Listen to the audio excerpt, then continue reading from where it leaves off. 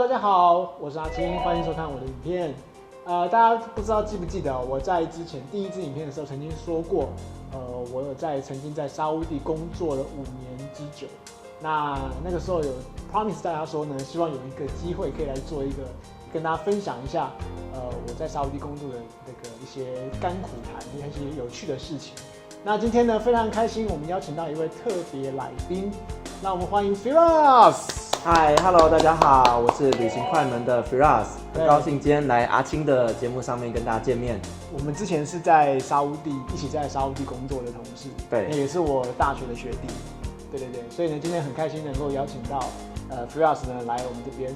Firas 现在是那个旅行快门，就是我们的 podcast 的一个主持人，然后之前为什么会想要去做这个 podcast 的部分？因为我自己本身是从土耳其、中东那边进口一些商品进来卖。那我另外的工作也是外语领队，但是因为在 COVID-19 的关系所以其实现在我都没有办法出国。所以当时我就在思考说，那在没有办法出国的情况下，我能够有一些什么样的改变？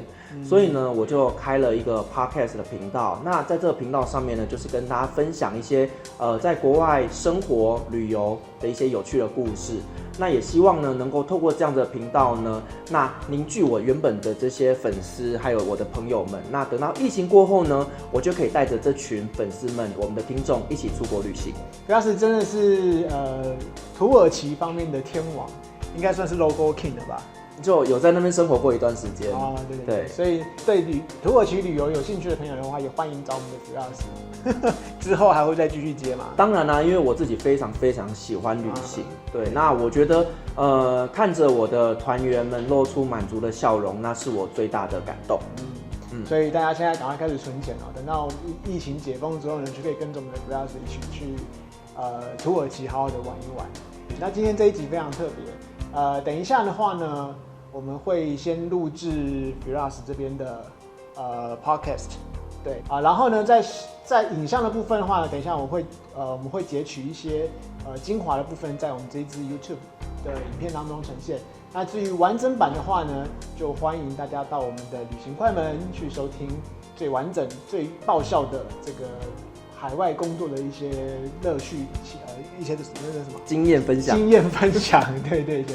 好，欢迎搜寻Apple Podcast、Spotify、KKBOX 等各大的串流平台，搜寻旅行快门都可以找得到我们的节目。对，那或者是呢，也可以直接点选我们影片下方的连结追踪我们 Firas 的 podcast。那么我们接下来就要赶快开始录制我们的节目喽。好 ，OK， 再见，拜拜。掌声欢迎我们今天的来宾阿青。嗨，大家好，我是阿青。那学长，你当初外派到中东，你觉得一开始你觉得最辛苦的地方在哪里？一开始去到那边，可能主要还是语言的问题吧。因为他们大部分都还是印度腔跟菲律宾腔。印度腔，我永远记得我下飞机的时候，第一个就是司机来接我嘛，然后那个司机是一位印度人。那因为我的飞机 delay 了2个小时，所以我猜他可能是在问我说，你飞机是 delay 啦，或者是辛苦啦什么之类。但是 anyway 我听不懂他在讲什么，我完全听不懂他在讲什么。明明他就讲英文，对不对？对。然后那个时候我就是真的 shock 到，就是哇，我到底来到一个什么地方？第三世界。而且这时候会质疑自己的英文能力到底。对，我的英文有那么差吗？然后真的听不懂。我刚去到那边的时候，大概前半年，我真的几乎都不太敢接电话因为真的听不懂他在讲什么。真的完全听不懂。那你知道我一过去的时候，我就被逼着当总机先生吗？所以就是逼出来的。可以传真吗？不要接电话。不行。然后有一次业主他就跟我说，叫我过去他办公室，然后跟我说他的有个东西要我帮他换一下，然后他跟我讲 carpet， 当时我真的不懂啦。那我就跟他说，So your car any problem?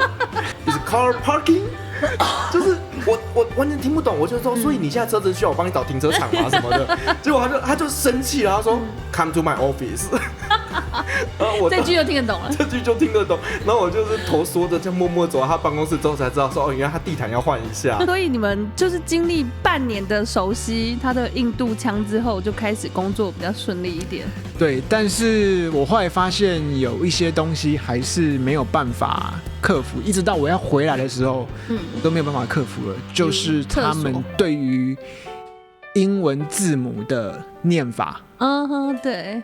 英口音国不管是印度人也好，或者是阿拉伯人也好，他们在念 ABCD 的时候，你永远听不懂。所以每次厂商要跟我报 email 的时候，我都跟他说：“你直接把你的 email 用简讯传到我的手机来，不然因为我永远听不懂他在讲什么东西，一直到我要回来了，我都还是听不懂他的那个 ABCD 他们到底在讲什么。你知道吗？那个时候有个厂商跟我讲说，就是他报，然后他是印度人 N。”印度人 N 这个字，你觉得就会变 M， 对不对？不是，他们讲烟，smoke， 烟叫腌鸡排。然后我就跟他讲，我就这边听半天，你知道吗？我就不知道，我跟他说 ，Hello， 英文字母里面没有烟这个字，他说怎么会没有？就那个烟啊！就他们口音会让我后来叫他直接传给我，哦，原来是 N。好，那你在沙烏地工作啊？你觉得跟这些印度籍的员工或者是沙烏地籍的员工共事，你觉得最辛苦的地方在哪里？他们老实讲啊，做事情比较马虎，因为我那个时候后来我是在做采购，我大部分时间其实在做采购，但是然后就是厂商就是请款嘛，你要来请款，你好歹那个文件把它整理的漂漂亮亮的，照顺序排好，没有，他们都是一叠。然后你知道我最讨厌一种，我在工作最讨厌一种人，就是不拔定数针的人。不拔定数针，对。可是他整叠给你啊！你定数针，你两份文件，它都已经各有定数针的嘛？那你要把它弄在一起的时候，你好歹先把那2份原本的定数针擦掉，你再把新的订上去。他们就是全部一直订，一直订上去，一直反复的订，一直订上去。然后你要拿出来的时候，你就要拆好几次这样子。但是我一直就是觉得，我以为这样是正常的，一直到后来我们开始会买到台湾的厂商，因为有些东西是台湾要从台湾寄过去的。然后当我收到台湾人的做了那个请款的文件的时候，哇，一页一页这样排得整整齐齐，我就说哦，原来是可以这样子的那你在那边还有记得发生什么有趣的故事吗？觉得最印象深刻的是，刚刚不是讲他们做事很马虎嘛，然后包括他们做出来的东西其实也蛮亮光的。就是有一个厂商，那时候他们有做一些公关品，然后有一次他就送了我一个时钟，但是重点是我拿到之后，我就把他叫回来说，这个时钟不准，而且他后面没有可以调的，他就说好，不好意思，他就回去他的车子里面翻箱翻，然后过了10几分钟再回来，这个给你，他拿了一个新的给我，这个只有慢2分钟，